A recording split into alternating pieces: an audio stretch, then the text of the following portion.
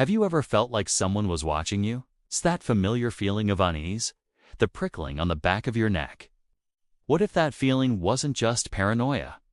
What if the person you trust the most, your best friend, your sibling, your parent, suddenly turned on you with murder in their eyes?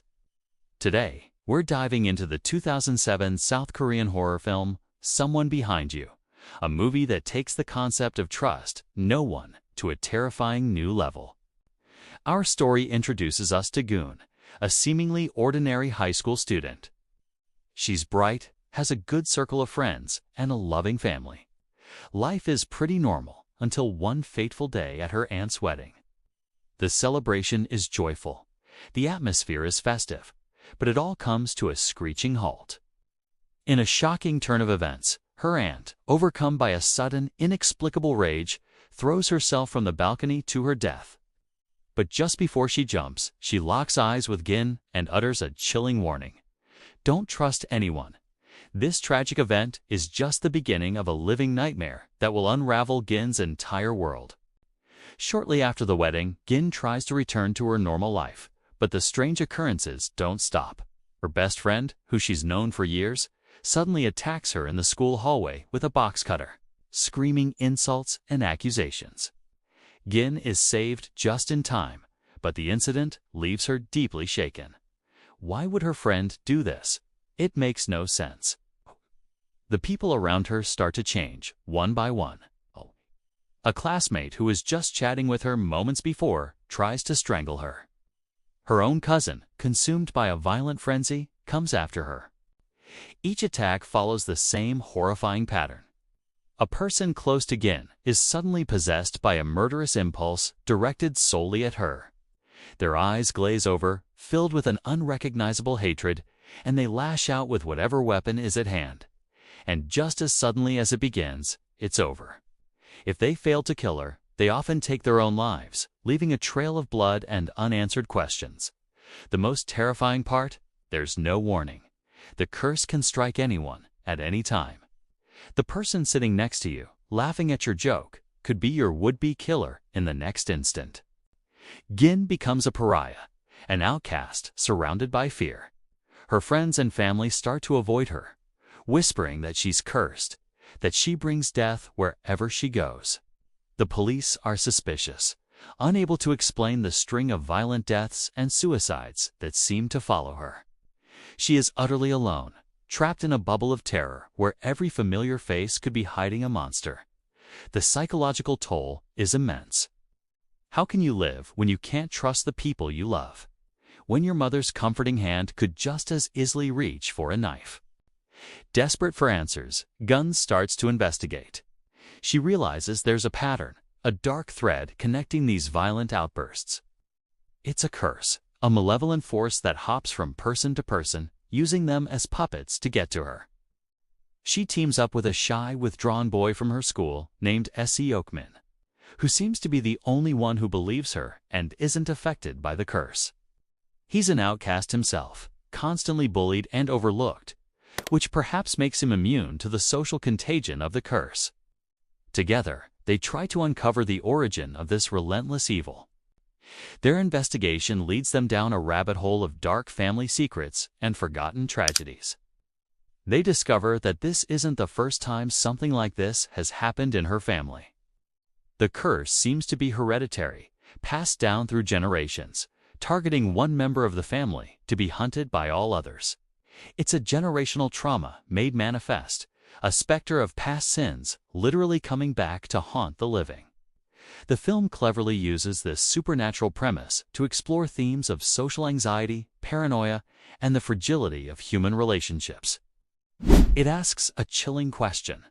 How well do you really know the people around you? The movie's tension builds not through jump scares, but through an overwhelming sense of atmospheric dread. The camera often lingers on the faces of people in the background, making you, the viewer, just as paranoid as God. Is that student sharpening his pencil a little too aggressively? Did that person on the bus just give her a strange look? The horror is in the mundane, in the familiar suddenly becoming threatening. Every normal interaction is loaded with potential danger. This constant high-stakes guessing game is what makes the film so effective. You're not just watching Gin's story, you're experiencing her paranoia firsthand. As Gun gets closer to the truth, the curse escalates. It's no longer just a single person attacking her at a time. The curse begins to influence crowds, turning groups of people against her in a terrifying mob mentality. A simple walk home from school becomes a gauntlet of potential assassins. The film masterfully portrays the horror of social isolation, of being singled out and hunted by the very society you're a part of. Seo Ki-min remains her only ally, her only anchor in this storm of violence. But in a world where anyone can be a killer, can she even truly trust him? The film keeps you guessing, planting seeds of doubt about everyone, including the one person who seems to be on her side. The climax of the film is an intense, harrowing ordeal. Gin is forced to confront the source of the curse, which is tied to a deeply buried family trauma. Without giving too much away, the resolution is both tragic and shocking, revealing that the someone behind you isn't just a physical threat, but a metaphorical one as well. It's the weight of the past, the secrets we keep, and the darkness that can lurk just beneath the surface of even the most loving relationships. The entity behind the curse isn't just a random spirit. It's a manifestation of accumulated hatred and resentment, a force that feeds on fear and distrust. Gon's final confrontation is not just a fight for her life, but a fight to break the cycle of violence that has plagued her family for generations. She must face the ugly truth that has been hidden away, the initial sin that gave birth to this monstrous curse. It's a powerful and disturbing conclusion that forces us to think about how unresolved anger and guilt can poison a family line. The film suggests that true monsters aren't always supernatural beings. Sometimes they are born from very human emotions. What makes someone behind you stand out in the crowded world of K-horror is its brilliant psychological focus. It's less about ghosts and ghouls and more about the terror of social breakdown. It preys on a fundamental human fear, the betrayal by those we love. Imagine your own family, the people who raised you and protected you, suddenly looking at you with pure, unadulterated, murderous intent. There is no escape, because the threat is literally everywhere and in everyone. The horror is intimate and personal. The film's title, Someone Behind You, is perfectly chosen. It refers not only to the literal threat of an attacker sneaking up on you, but also to the figurative presence of the curse. Always lurking, always waiting to possess the person standing right behind you in line, sitting behind you in class, or walking behind you on the street. It's a constant, suffocating presence that turns the entire world into a hostile landscape. So, if you're looking for a horror movie that will genuinely get under your skin and make you look over your shoulder for days, Someone Behind You is a must-watch. It's a slow-burn thriller that replaces cheap scares with a deep, unsettling psychological dread. It's a story about a deadly curse, but it's also a powerful allegory for the dangers of social paranoia, bullying, and the hidden darkness within human nature. It will make you question everyone around you and wonder, who is standing behind you right now?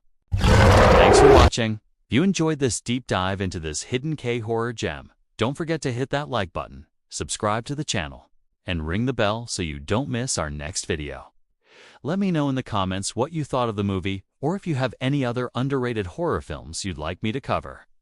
Stay safe, and maybe don't look behind you.